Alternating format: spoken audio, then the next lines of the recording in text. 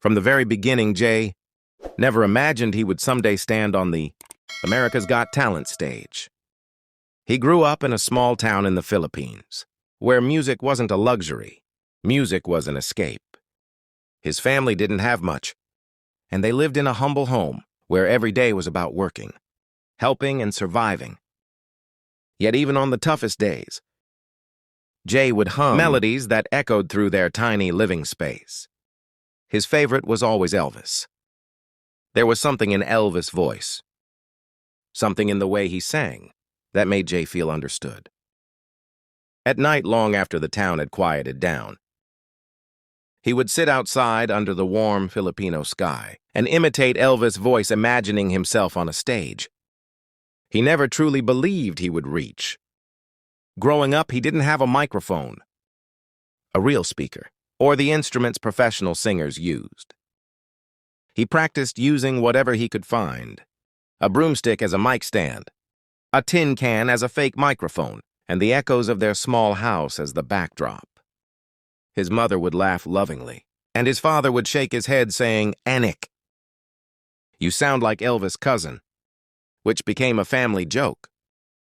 But deep inside that playful comment only fueled Jay's desire to perfect the voice he admired so much. He watched YouTube clips on borrowed phones, studied Elvis movements, and practiced his deep vocals. In front of a cracked mirror, he didn't want to just imitate Elvis. He wanted to feel the music the way Elvis did. As he grew older, responsibilities grew with him. Dreams had to be placed on shelves. Jay worked multiple jobs at a local shop, helping transport goods at the market and occasionally performing at barangay fiestas, where people knew him as the funny guy who sounded like Elvis. He never earned much for those performances, but every time someone clapped, even for just a moment, he felt alive. The applause reminded him of the dreams he had as a boy. And even if life pushed him in different directions, he always carried his passion for singing close to his heart. His family encouraged him in small ways, reminding him that talent like his shouldn't stay hidden forever. The opportunity to audition for America's Got Talent came as a surprise. A distant relative living in the United States sent him the link and said, "Try mo lang." Who knows, Jay hesitated. The idea felt absurd. A man from a tiny town in the Philippines, stepping onto one of the biggest stages in the world. It felt impossible, but he couldn't shake the thought. Night after night, he stared at the audition form online, imagining himself pressed under the bright lights, facing the judges he'd seen 1,000 times on television. Eventually, after weeks of self-doubt and encouragement from everyone around him, he filled out the form, recorded a short video, and clicked send. He didn't expect anything. In fact, he forgot about it, convinced that nothing would come out of it. Weeks later, he received an email that froze him in place. He had passed the first round of screening. They wanted him in Los Angeles for a live audition. In that moment, laughter and tears mixed inside him. He ran to his family shouting the news. And for a long moment, they just stood together hugging, laughing, crying. The family didn't have a lot of money, but everyone pitched in. Cousins, neighbors, and friends helped pay for his travel expenses. People donated food, helped him pack, and encouraged him, as though he represented not just himself, but the entire community. When he stepped onto the plane for the first time in his life, he felt terrified, grateful, and determined not to waste the opportunity. Arriving in America was overwhelming. The airport alone felt like a completely different world. The size, the noise, the speed of everything. He struggled with the language barrier, the unfamiliar streets, and the pressure of being so far from home. But through all the uncertainty, he kept repeating to himself, "You came to sing. You came to show them who you are." On the day of the audition, he arrived at the studio hours early, holding his small garment bag tightly. Inside it was his Elvis-inspired outfit. Not a full costume, but something that reminded him of the king, while still feeling like himself. As he looked around the waiting area, he saw dancers with perfect hair, magicians with polished props, and singers with professional coaches for a moment. Doubt returned stronger than ever. But doubt or not, his number was called. A staff member guided him toward the stage, and the closer he got, the louder his heartbeat became. His legs felt heavy, his palms sweaty, and his throat dry. The hallways leading to the stage seemed endless, lined with posters of AGT legends. He whispered a quick prayer, took a deep breath, and walked forward as the stage manager said, "You're next," and then suddenly, he was on stage, blinded by lights he had only seen on television. The audience stared at him curiously, some smiling, some confused, some whispering among themselves. The judges looked at him with polite interest, especially Simon, who raised an eyebrow, as if trying to guess what kind of performance he was about to witness. Simon asked him basic questions. His name, where he came from. What he planned to do. His voice trembled slightly. But he tried to answer with confidence.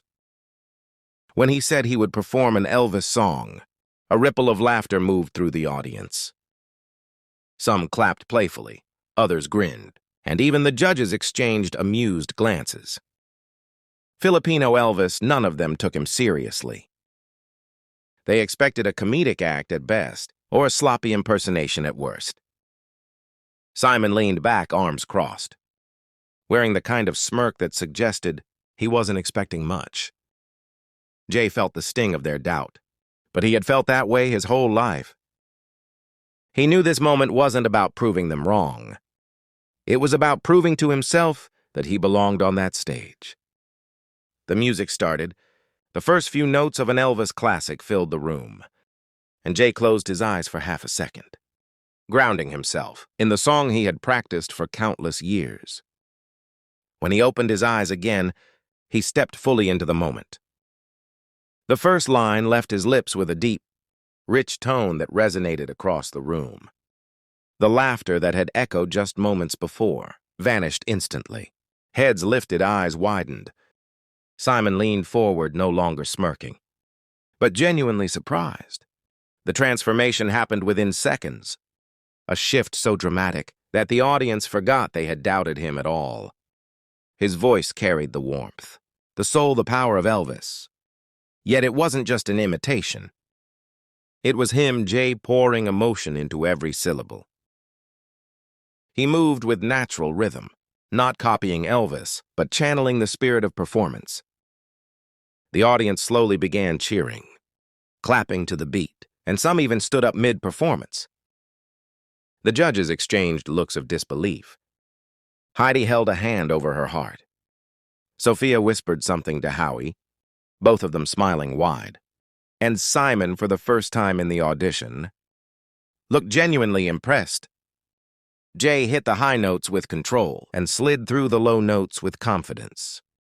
His stage presence grew bigger with every second, turning the entire room into his arena. What started as doubt had transformed into full admiration, and the audience reacted with the kind of excitement rarely seen at the start of an audition.